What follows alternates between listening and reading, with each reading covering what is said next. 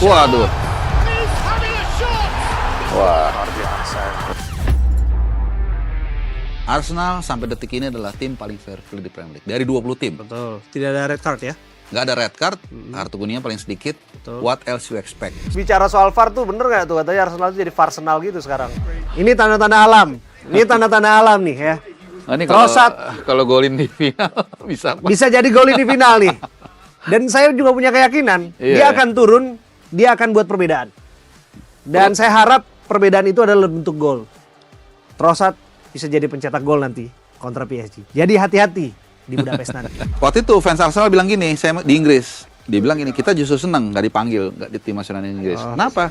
PSG ini akan dominan, diunggulkan, sehingga kalau Arsenal bisa mempertahankan sampai menit 60, misalnya at least nggak kebobolan lah, anggap aja nggak kebobolan. Itu pressure akan ada di PSG. By the way, kalau misalnya saya gantian nanya sama Bang Abe, kalau misalnya Arsenal juara Liga Champions, apakah Declan Rice layak mendapatkan Ballon d'Or?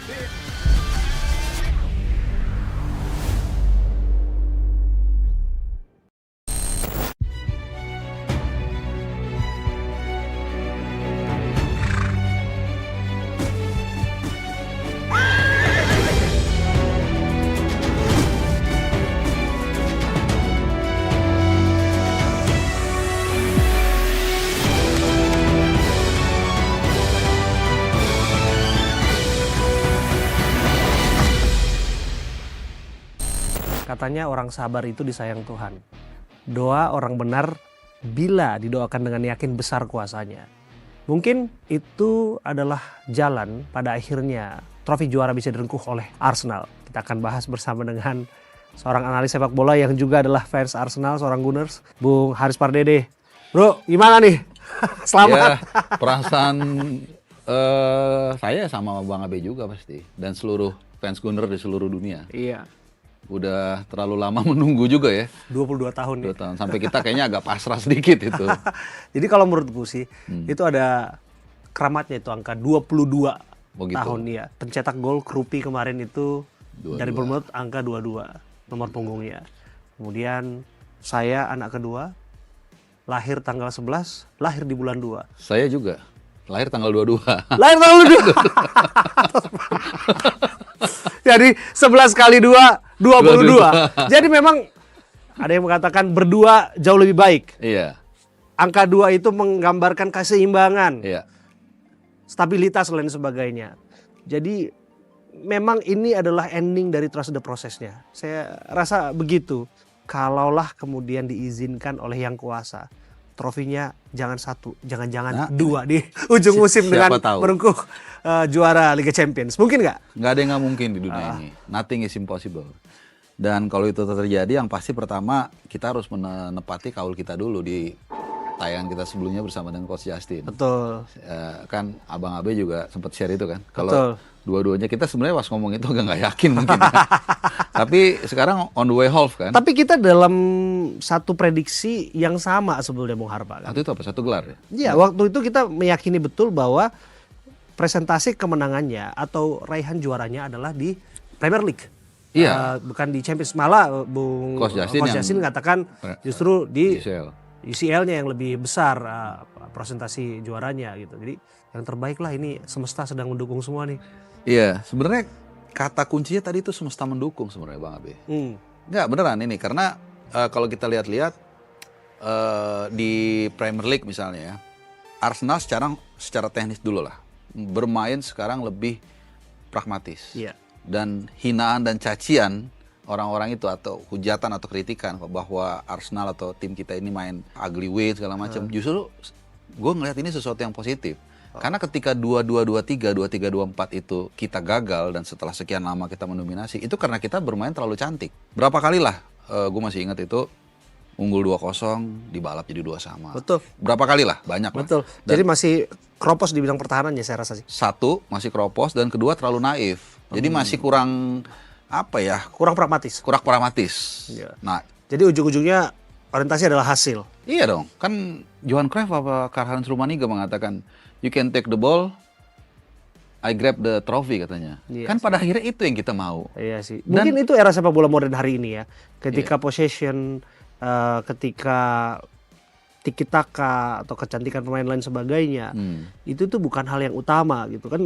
Banyak juga bulian yang ada di sana. Ini mah tim corner nih, spesialis corner kick dan hanya bisa set piece. Iya, jadi saya ingat dulu perkataannya Margaret Thatcher di sebuah parlemen. Dia waktu itu mengeluarkan sebuah kebijakan yang sebenarnya bagus lah gitu. Tapi kemudian tetap dikritik sama oposisinya. Dia mengatakan, even if I can walk on the water, they say I cannot swim, katanya. Jadi apapun yang kita lakukan, kita sukses, oposisi itu akan selalu mengkritik kita. Dan itu nggak ada masalah. Justru itu kita bikin jadi kekuatan kita. Nah, itulah yang dilakukan Arsenal hari ini atau musim ini. Bermain secara pragmatis.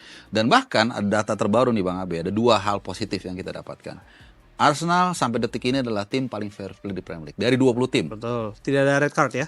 Nggak ada red card, kartu kuningnya paling sedikit. Betul. What else you expect? Setelah 22 tahun gua juara, bisa juara Inggris Premier League and want to go ya, UCL. Tim Dan paling fair clean play. sheet-nya Clean paling sheet-nya banyak. Dan itu dipuji sama Enrique kemarin di presscon. Dipuji. They have one of the best defense in Europe katanya. Mau apa lagi? Nah, nanti kalau misalnya rezim Arteta ini berlanjut, bisa lebih banyak trofi. Mungkin kita agak demanding sedikit, oke. Bagus dong mainnya, lebih banyak hal gitu. Sekarang yang penting tuntaskan dulu dahaganya, itu yang paling penting. Tadi udah bicara soal faktor semestanya ya, tapi kalau saya juga menyoroti ada satu faktor lain sebetulnya, bahwa teman adalah aset. Banyak orang yang nggak tahu mungkin bahwa Iraola ya itu sahabatnya Arteta. Jadi saya menganggapnya masa lalu pertemanan adalah aset. Iya. Jadi ya April pertengahan Arsenal kalah lawan Bournemouth. Mungkin dalam percakapan imajinernya disebutkan, bro lu gitu amat, kali ini dong lu bantuin gua. Lu kan sama gua di basket sama awal 90-an gitu. Ya mungkin faktor itulah yang mendorong untuk memberikan yang terbaik pada pertandingan Bournemouth kontra City. Kemarin discuss dengan Bro Marco ya, saya bilang kita harus berterima kasih kepada Evertonnya juga. Everton ini kan tempatnya Arteta juga, sempat ada di sana. Dan dia pemain kunci di sana, ya gelandang tengah yang bagus mainnya di sana, dan dia diasuh oleh pelatihnya David Moyes. Dan turning point-nya justru adalah ketika Everton tahan imbang tuh, bahkan hampir menang kontra Manchester City. Itu 5 menit akhir tuh baru bisa dibalikin sama City untuk paling enggak 1 poin. Tertahannya di situ. Yang kemarin 3 sama itu ya, yang Doku. 3 sama.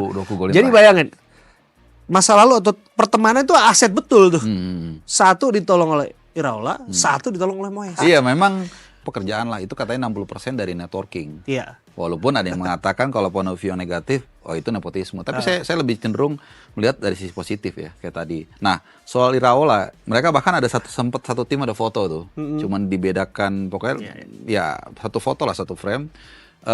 Tapi begini, memang Bournemouth itu waktu melawan City juga punya motivasi personal. Mereka pengen ngejar Liga Champions. Tapi kan paling enggak dengan given that Iraola ini teman baik Arteta, minimal dia nggak aneh-aneh. Itu satu. Terus yang kedua dia membuktikan di profesional. Iya itu, betul. Ya ketika dia bisa mengalahkan Arsenal, inilah saatnya dia juga memang harus bisa menahan City kan. Dan dia bisa buktikan itu termasuk Moyes.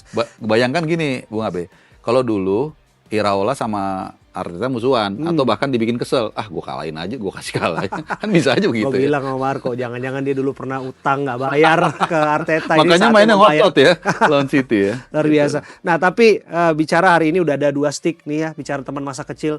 Saya ingin ajak nih, ini sebetulnya permainan masa kecil, kita mulai dulu begini nih.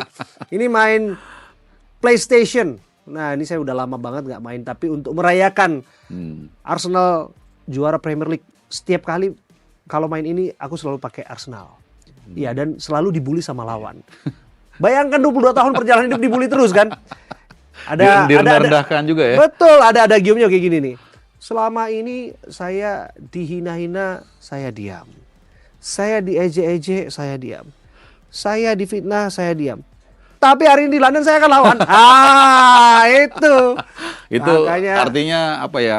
Hinaan ataupun hujatan orang itu bisa kita jadikan energi untuk kekuatan. Dan kali ini Arsenal, dan untuk ini aku mau pakai Bournemouth. Bournemouth. Jadi sebagai apresiasi lah.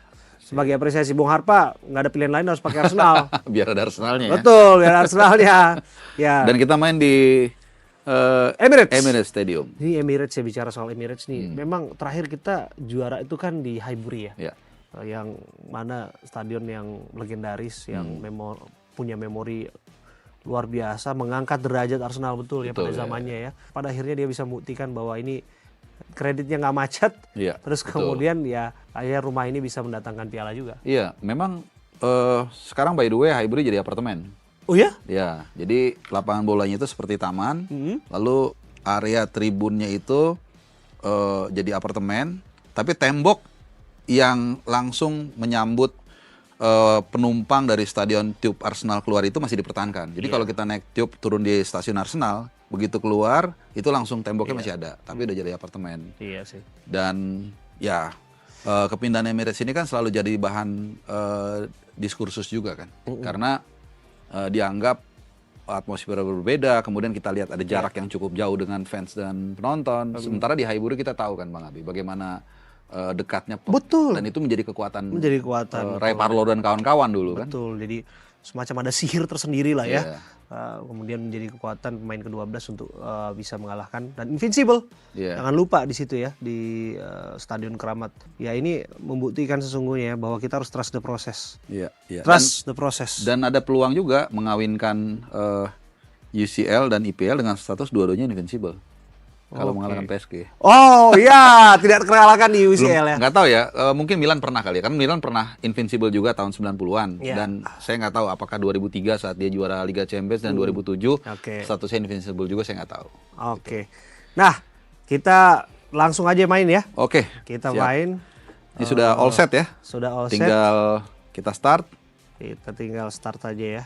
Next. Wah, Oke. Evan Nielsen. Kemarin dia nggak golin. Nah, Hampir dia golin golin. ada. Saya sih selalu sama Krupi itu, gitu. Ada yang mengatakan sesungguhnya kalau Krupi itu akan ke Arsenal pada ujungnya. Isu terakhir malah ini Bang Abe. Julian Alvarez, Atletico Madrid. Itu isu ya. Oh iya. Wah, itu Tapi Krupi layak lah menurut saya dipertimbangkan ya, karena dia cetak gol ya kemarin Iya. kontra City ya, dan masih muda. dia pemain debut, kalau nggak salah ya, debutan atau pemain termuda yang paling banyak cetak gol di musim pertamanya. Kira-kira seperti itu. Luar biasa. Jadi Brasil ya? Iya Brasil ya, salah saya nggak salah. Good lah, saya lihat permainan juga bagus. Nah ini kita langsung lihat ini sambil main PS. Wah, ini tombol-tombolnya mudah-mudahan saya masih ingat. Coba nggak apa-apa, saya juga udah lama nggak main ini. Tapi bicara soal Iraola ini ya, ini salah satu pemain pelatih Spanyol yang lagi dipuji ya. Iya. Dan sekarang itu ini eranya pelatih Spanyol. Unai Emery baru juara Europa League, kemudian Arteta, Iya ya. lalu Guardiola juga. Guardiola, Luis Enrique juga final Liga Champions pelatih PSG. Wah, ini main-main kick and rush ini. Ini saya udah lama nggak main, ini sudah Bung Sama Harpa. saya juga. Terakhir mentoknya PS2. Tapi udah jauh develop sekarang nih, advance Iya. banget sekarang. Bahkan dulu zaman-zaman kita main begini tuh masih dijewer sama orang tua nih. Iya. Sekarang lebih kayak natural ya, susah. Jadi sekarang permainannya udah dianggapnya e-sport. Iya. Bahkan kompetisinya sudah mendunia sekarang. Petrovic sih lumayan bagus juga ya kemarin ya. Iya. Bisa nahan Berapa kali save? nahan banyak serangan. Iya. Ini luar biasa sih. Bournemouth emang kuat di kandang. Mereka punya back-back yang bagus kan, ada James Hill, Senesi itu back-back yang saya kayaknya musim depan mungkin bisa jadi main di klub besar yang lain. Oh iya ya. Iya, kuat Bournemouth. Dan tapi kuat itu bukan artinya Musim lalu ada yang dibajak juga tuh backnya ke Madrid. siapa ya, Huns Iya, gitu betul. ya. Sama satu ada juga siapa apa? Kerkes ya kalau nggak salah. Oh. Wih, Wah, jago juga Petrovic. ya. masih bisa ditahan. Kadang kayak gitu tuh. Nah, kalau Bung Harpa lebih memilih untuk memasang Havertz di depan atau lebih masang Gyökeres di depan? Havertz kayaknya. Havertz ya. Mengingat ini orang kalau di tongkrongan Bang Abe, Heeh. tipikalnya biasa-biasa aja, nggak menonjol. Tapi kalau ada sesuatu dia paling depan duluan dan efektif. Efektif Ya ya. 2021 kan final Liga Champions kan dia juga cetak Jadi, gol kemenangan kan. betul, cetak Padahal gol. sebenarnya dia nggak dibilang tajam banget juga enggak. Betul. Dan kemarin juga gitu kan, tiba-tiba dia muncul dari belakang. Betul, dan sebetulnya kemarin juga waktu kontra Burnley kan dia malah jadi pilihan utama. Itu juga sempat kritik di awal-awal babak pertama kan. Iya. Tapi ketika dia bisa buktikan bahwa dia bisa cetak gol, ya luar biasa lah. Ya sekarang ya kita lihatlah Teta mau bikinnya kemana. Ya mungkin tinggal Gyökeres bisa masuk babak kedua ya. Bisa, malah dia lebih energik banget kalau dia masuk jadi babak kedua saya lihat. Wah ini ketat juga pertahanan. Dia belajar dari Arsenal kan. Tinggal tunggu corner kicknya ya nih nanti. Apakah dia bisa tahan tuh.